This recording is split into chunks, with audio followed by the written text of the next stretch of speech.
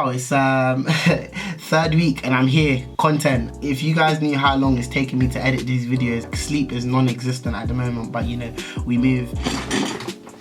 What is happening, people?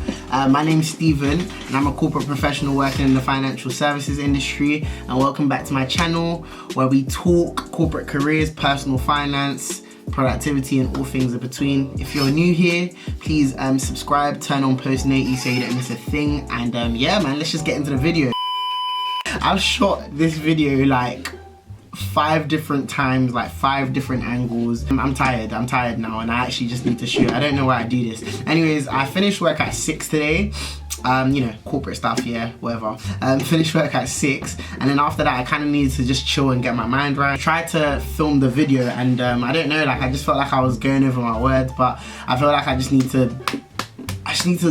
film the content and just drop the bangers because I'm just like wasting too much time. I feel like I left last week's video on a cliffhanger, and in my humble opinion, like, you know, and this is very harsh, but if you're furloughed, you're basically unemployed. But I mean, I thought it was pretty clear cut what I was trying to do, and one person actually pointed out to me and said, yeah, what's your point? Like, you know, I just didn't really get what you were trying to say about the furlough scheme. And I don't know, like I feel like it would be easier if you watched last week's video to kind of, you know, follow along. But today we're going to be talking about the things that you should be doing if you're furloughed or unemployed basically during the pandemic. First thing to understand is that the #1 priority during these times is your mental health. You have to prioritize your mental health and protect your mental well-being.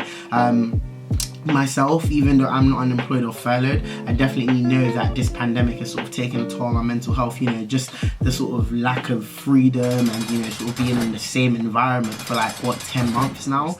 One of the ways that I advise doing this is getting an accountability partner, probably someone that's in the same situation as you, or someone that's not. Either way, they keep you accountable and, you know, sort of help you work towards your goals and, you know, just sort of G-check you whenever you're slipping up. Me and my accountability partner, we catch up ever so often and just talk about our goals, things that we're working towards, and, you know, check in on each other to see how we're doing. This is the one time where we can actually say it's the system. The system is to blame. I had a conversation with one of my good friends a few months back. One of the things that he sort of said that resonated with me, this isn't our fault, and what we can do, or what individuals can do that are searching for jobs or sort of going through these times, is sort of prep yourself for when the world is ready for you again. And I would implore everyone listening to these tips to just take it as a means of sort of adding it to their toolbox to prepare themselves for when the world is ready for them again. I think that's just really powerful, and that's something that I really want to emphasize. But yeah, without further ado, let's get into the tips. On the topic of recognizing priorities, I think it's important to recognize that the #1 priority, after all the things I just mentioned, is income. At the end of the day, if you've been made redundant, the one thing that has been affected is your income. So with that being said, I'll definitely implore people to look at the benefits available for you to replace that income. The first place is sort of looking at the job seekers allowance scheme. There's a lot of negative connotations on claiming benefits, and I honestly don't understand why, because the whole reason why benefits exist is for you to be able to claim it. On the gov.uk website, it sort of outlines all the different criteria. So if you have low income, you know, if you're going to claim universal credit, so I would definitely implore people to look down that avenue. Optimizing your job search, and I know like this may seem like such a basic tip, but I think job search can be broken down into 2 things, or 2 categories.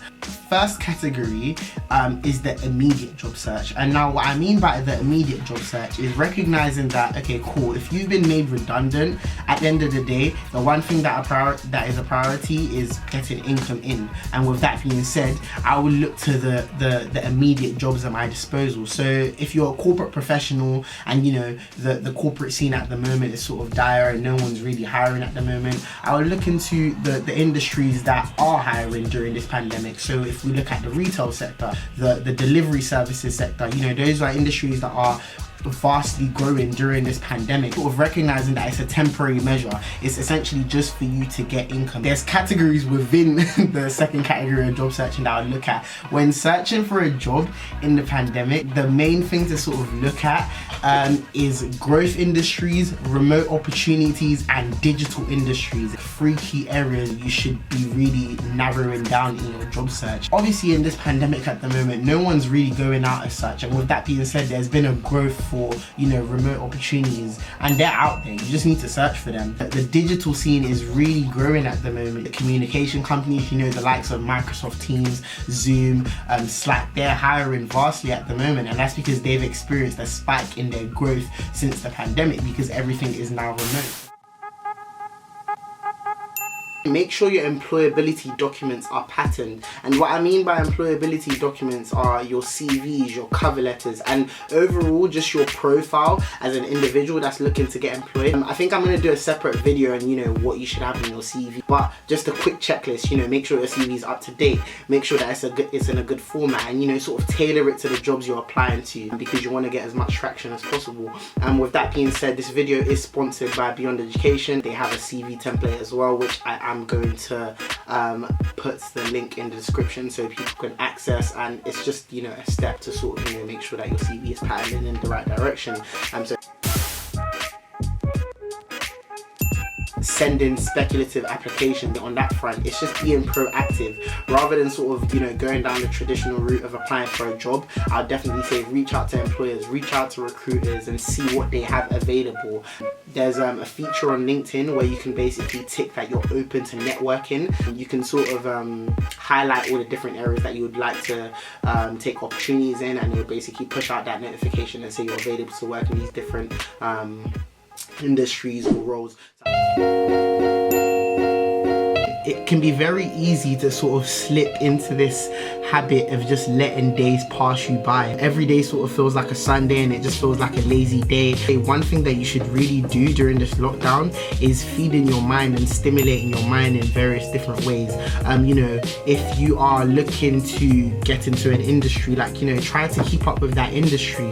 So, you know, when you do get those interviews coming in and you are interviewing for all these different roles, you know, you're still in the loop and you know what's going on. But just in general, try to pick up some new skills that you may enjoy. So one of the things that I've sort of picked up during lockdown is, you know, editing and just making content. You know, I've really enjoyed doing that, and that's something that, you know, can be transferable in all different aspects. I learned how to make a website as well. So, you know, looking on Udemy, they have a bunch of free courses there where you can learn different things. Skillshare also has a bunch of videos that you can sort of learn on new things as well. On the point of learning, it's an important step in being able to pivot in this dynamic. You know, now, you know, if we're moving into the digital scene of things, you may need a new set of skills basically to sort of tap into that industry.